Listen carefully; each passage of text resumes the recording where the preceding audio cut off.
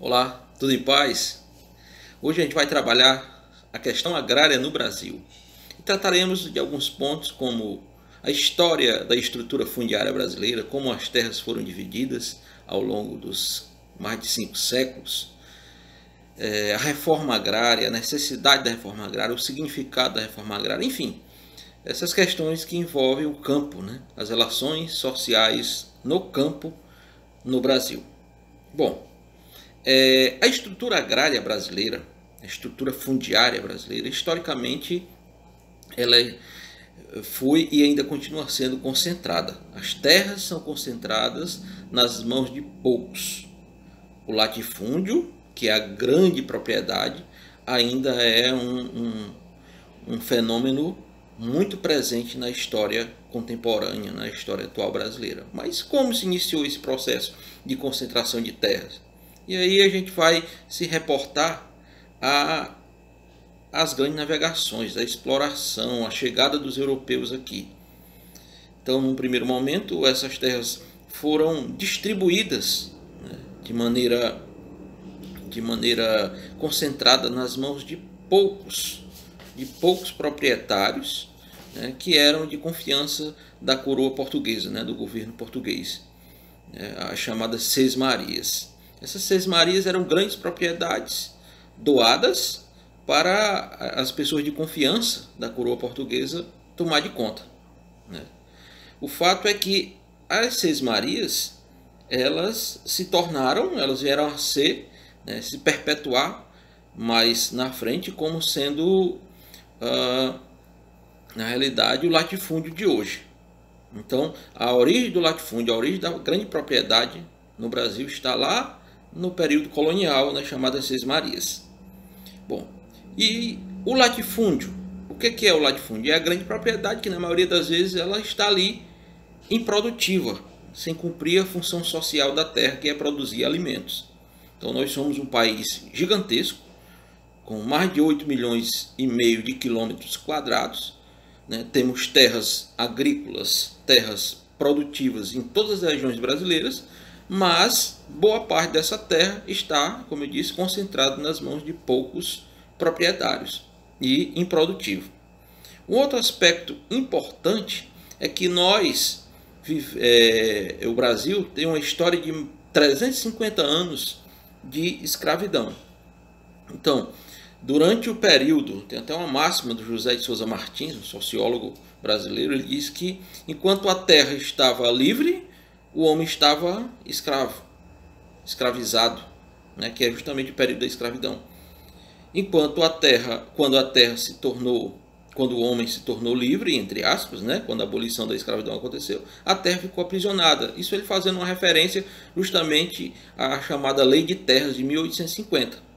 Até 1850, quem chegasse podia se apropriar de um pedaço de terra no território, nas terras do Brasil, né? Eram terras chamadas terras devolutas. Em 1850 foi estabelecida uma lei que dizia só se pode adquirir terra a partir da compra, você tem que pagar por ela. Então, em 1888 houve a abolição da escravidão, mas antes, né, 30 e poucos anos antes, a terra se tornou um bem que, para adquiri-la, tinha que pagar por ela, né, na Lei de Terra de 1850. Ok?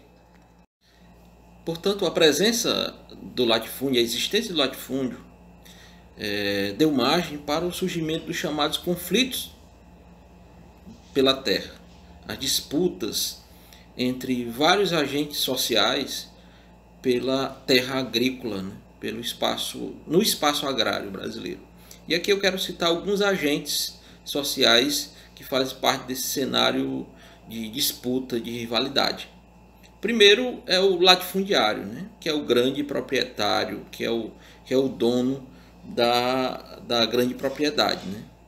Esse, na maioria das vezes, ele herdou ou até se apropriou de uma parte, de boa parte das terras que possui, que concentra hoje. Esse quer manter o chamado status quo, deixa como está, porque o beneficia, obviamente. O segundo agente é o chamado grileiro. Quem é um grileiro? É aquele que se apropria da terra de maneira fraudulenta. Usa um documento falso para se apropriar de terras alheias ou até terras devolutas, terras de ninguém, vamos assim dizer, entre aspas, né? Ele é como se ele documentasse uma terra que não pertencesse, que não o pertence na realidade. Isso é o chamado grileiro. O terceiro é o posseiro. Na maioria das vezes o posseiro é aquele pequeno proprietário que chega numa terra devoluta, numa terra que não tem título, que não tem documentação, e se apropria, né, e vai morar e vai plantar, muitas vezes vai desenvolver uma agricultura de subsistência, e aí ele toma ali, vamos dizer assim, apropria-se daquele pedaço de terra para subsistir, certo? E aí tem as comunidades, dependendo da região, né? Tem as comunidades ribeirinhas, como o caso na Amazônia, região norte, né? Tem o chamado agronegociante, né? O agronegócio, que hoje no Brasil, nas últimas décadas, tem se tornado muito presente no espaço agrário brasileiro, né? São as empresas, né? É a chamada agroindústria, né? Um grande empreendedor que usam uma vasta área de terra para desenvolver uma agricultura industrializada, uma agricultura mecanizada, automatizada. E tem também as comunidades nativas, né? Como por exemplo os povos indígenas, os quilombolas. Então é uma série de agentes sociais que muitas vezes rivalizam, né? Geralmente rivalizam pela posse da terra. É bom dizer que o espaço agrário brasileiro ele é historicamente um espaço de conflito, de confronto, de banho de sangue, né? E aqui eu quero citar, por exemplo, chacinas, como a do Eldorado do Carajás, chacina de Corumbiara, Eldorado do Carajás no Pará, Corumbiara em Rondônia, né? E aí, por conta dessa não existência da reforma agrária, surgiram os movimentos sociais. E o movimento social mais nítido, mais representativo no Brasil hoje é o chamado MST, Movimento dos Trabalhadores Rurais Sem Terra, né? Que a grande bandeira é redistribuir, né, as terras agrícolas, né? Tornar menos injusta a distribuição de terras agrícolas no nosso país. Uma outra questão importante quando se trata do espaço agrário brasileiro é que a estrutura fundiária concentrada no Brasil repercutiu e continua repercutindo diretamente na construção das nossas cidades, na organização do espaço urbano brasileiro. Nós temos, por exemplo, aproximadamente entre 85% e 90% da população brasileira morando em áreas urbanas. Isso se dá também pela estrutura fundiária concentrada.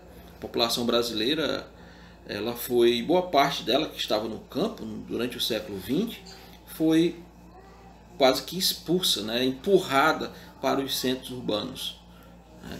Isso por conta justamente desse problema de raiz histórica, né, que é a presença do latifúndio desde os tempos coloniais.